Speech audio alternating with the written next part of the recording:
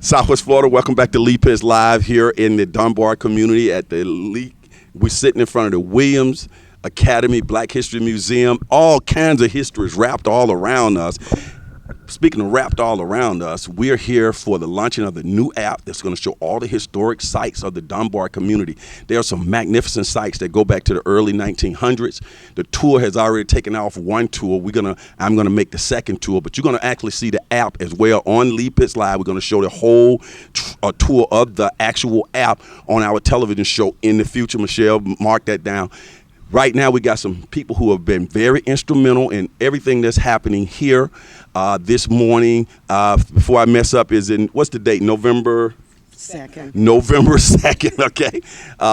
And of course, Lee Pitts Live is a television show as a part of the history here in some form or fashion as well. I want to encourage everybody to come here in person too, to visit the museum, but also download that app. Let's find out all about all of that, especially the app part. We'll tell people how to get the app from you, Harriet, when I put anybody on the spot. Certainly not Teresa Watkins-Brown. Teresa, you know me and you, we go way back with great friends. We remember this particular park before it was renovated like this. How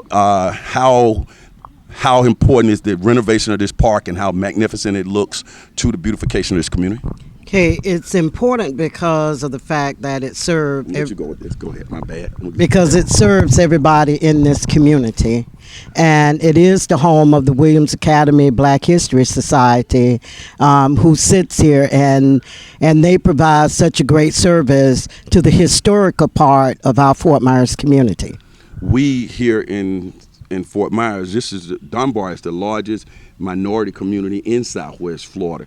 And to have this museum sitting right smack dab in the middle of it and document all the historical sites of it, that is fantastic for not only the community but the city at large, isn't it? Yes, it's important for us as the city of Fort Myers to know that we have all of this type of information regarding the historical history of our African American people in one place. Okay. Thank you. We'll be right back to you. That's Councilwoman Teresa Watkins-Brown. She does an outstanding job. Ward 1. Correct. I got that down fact now. You are now a part of the CRA, the Community Redevelopment Agency for the City of Fort Myers. You guys have been very instrumental in partnering with the Black History Society in getting this important app launched that can be seen worldwide. Let's get your name first and then talk about you guys' involvement with this. My name is Cheryl Thornton, and I'm the fiscal manager for the Community Redevelopment Agency. Our involvement is that, again, we are responsible for the Dunbar area. We're excited. We're excited because I think it's important for people to know about the past so they can appreciate the future. So we're excited. We're just excited about knowing about the history, and we're here to improve whatever area we can in Dunbar. You got a chance this morning to see the program that took place. We got a lot of that on camera as well. But just sitting here and watching that wonderful program take place, what are some things that were going through your mind, and how were you enjoying it? Well, what I was amazed with the little kids playing the instruments, and the instruments happened to be pots and pans. That took me back. When I was younger, that's what we played with. We played with pots and pans, not the drums. So it was just amazing to see that history in today's environment. So I was amazed with that. Okay, you guys are going to see a cross-section of people who have been here, who've been involved in this process as well. Let's get over to Harriet Myers. I don't get to interview her much, but whenever I do, I'm so excited. Harriet, I know you and I go back to the early 1990s. You've been involved with this for a long time. I don't know if you identify yourself as a founder or not, because sometimes you're so modest, but is it fair to say you're one of the founders of the Lee County Black History Society? Yes, Lee, it is fair to say that I am one of the founders of the Lee County Black History Society. I've been here since its inception.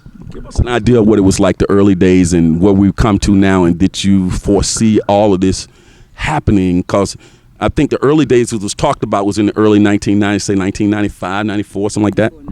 94, 95 when we got the grant to get the building renovated and so that we could turn it into a museum. In my early days, because I worked in tourism and traveled a lot, and I could see in other cities what they were doing as far as Black history, I always wanted to see what's happening now happen in Lee County. Well, it has happened. It's happening in a big way. Now we're going worldwide with the app. Tell people how to download that app.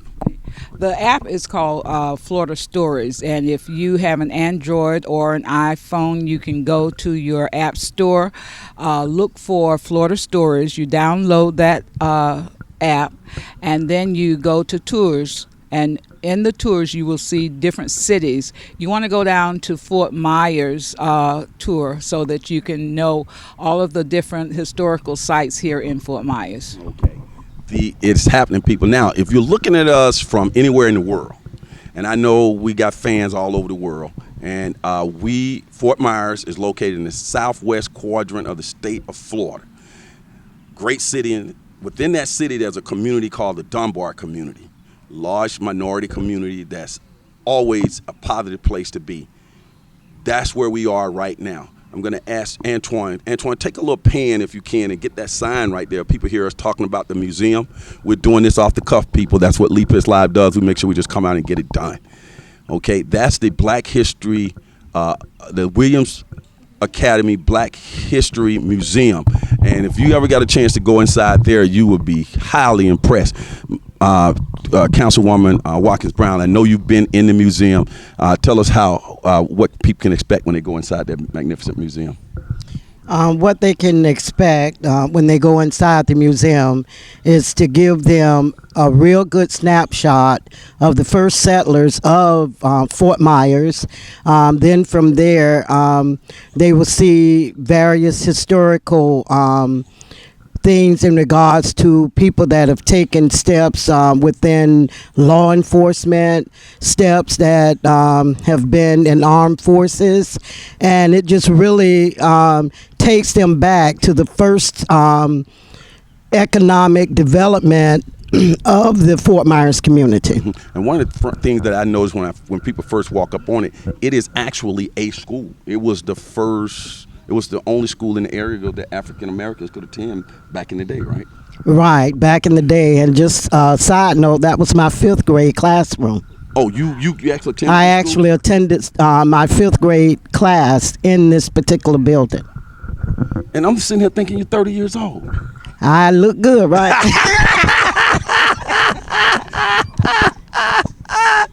Wow. History sitting right here. Now, Harriet, don't tell me you attended it too and you only 35.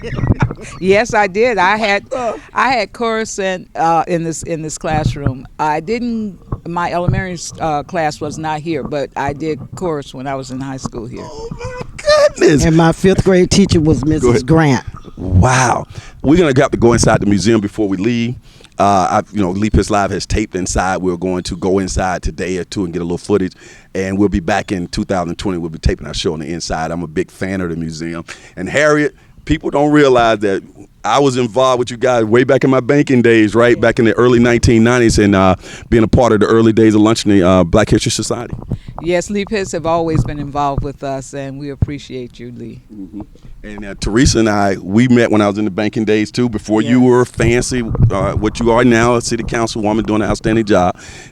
We probably had no idea what the future would hold. No. But let me tell you what I mean by that. We have, in this community now, we've had numerous African Americans who have been elected to political offices. We've had, since that time, we've had our first black police chief. We have first black tax collector, first black director of the Community Redevelopment Agency, and on and on and on. Am I missing some key points? I think Carl Burnside was principal of the year. Yes. Okay, I'm just, I can reel some of this stuff off because of the TV show. But I'll just give you all an idea. It's just a lot has happened since the early 1990s. A lot has happened. We're not forgetting Veronica Shoemaker and Dr. Ann Knight were the early first politician, but we have a lot of new ones that have come along and are instrumental in that. Before I leave you, Councilman Watkins Brown, this park right here, the renovation that has taken place here, the beautification of this park. This is a City of Fort Myers park. Yes, it's the City of Fort Myers Park, named after Roberta Clemente, who also was a humanitarian that died, as you know, in a plane crash.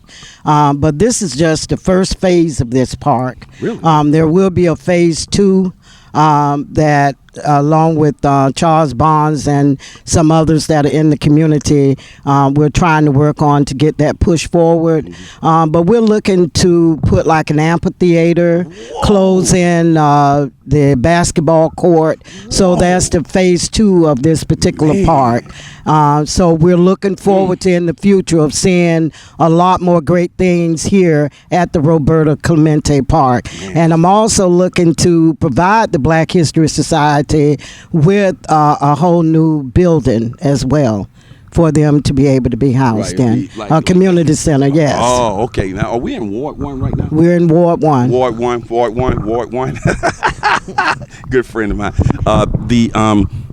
I think do you have, what's your history in Fort Myers? Born and raised or no? Not born and raised. I came to Fort Myers in 2012, so this is all new to me, but it's exciting. Hey, you sitting here listening to all this is kind of interesting as well, isn't it? It is, very much so. So I'm learning. Right. And see, when I was sitting here covering this as a television talk show host that started in 1992, it just so happened I started the television show in 1992.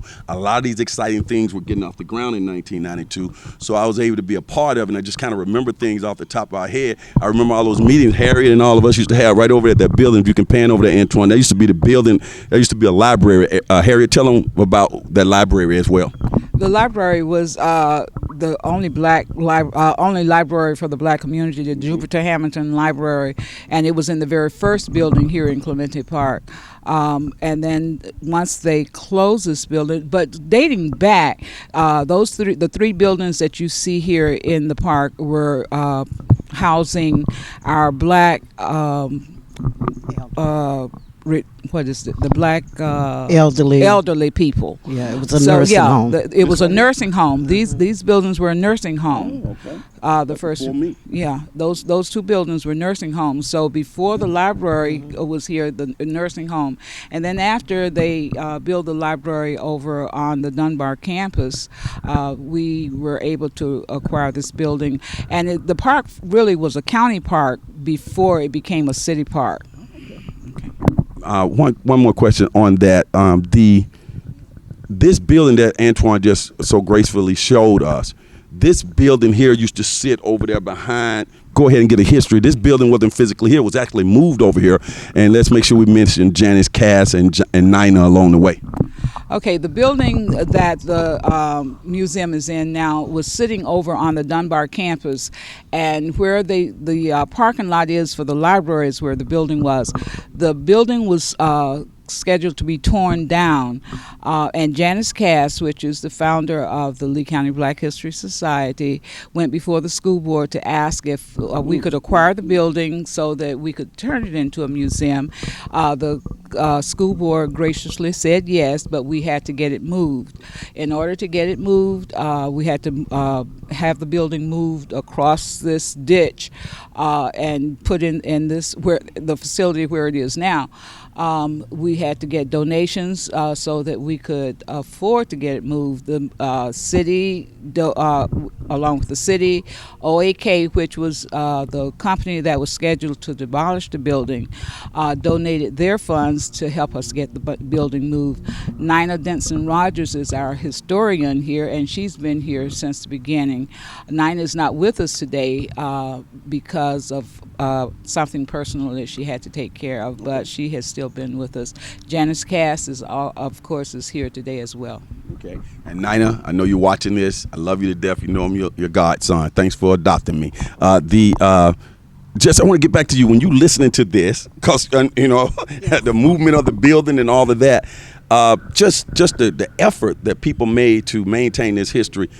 Just how does that touch you? It's powerful. I mean, it's powerful that people are willing to sacrifice their time and effort just to keep the building. It was just interesting to me how they built a road to built a ditch. They built a ditch. That was a bridge, ditch A right ditch. That was a Right. ditch right here. It's a Right. ditch. You had No, to get not over. right here. The ditch is over there, Right. and they filled the ditch in with sand. With sand, to right. make the bridge to bring the building over. And then they had to return the sand, correct? Right, It was just yes. amazing. Yes. Amazing. It's just amazing.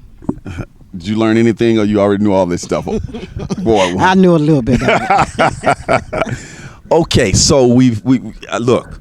You can't make this stuff up. We got real people sitting right here on this historic day. The tour is going on. We're going to culminate, I think, at Dunbar Community School, which is a historic school in itself. Yeah. I would think that if you attended this, then you got a chance to go to Dunbar High, which is now It was Dunbar High. Go. Elementary School when I was there. Okay. And it also served as an off-campus for Edison Community College students. Really? My brother, Walter Watkins, was one of the first African-American blacks to attend Edison Community College, along with Miss Daisy Upshaw and some other black students, because at that time they could not actually attend the campus where it is right now. I see. Well, everything just came full circle. Big shout out to Antoine on camera. Big shout out to Jared Edie, past executive director of the Lee County Black History Society. Big shout out to Charles Barnes, who's the chairman of the board right now. Miss Brown, is that her hiding over there? Okay. Betty. That's Betty. Betty, who does a great job. We call her Miss Betty. Miss Betty, you do a great job. I know you won't come on camera for me to save your life, but I got some people here, okay? We'll be right back with more of this great history.